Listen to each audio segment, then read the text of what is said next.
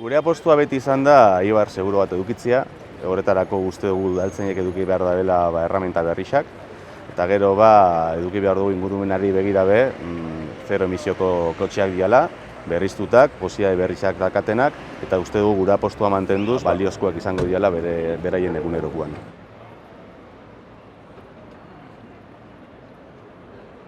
Kasu honetan, 3 kotxe berri die, baina flota berrizterakoan be, lehen geneukan kotxe elektriko bat geldituko da beste diesel bat sustitutzeko.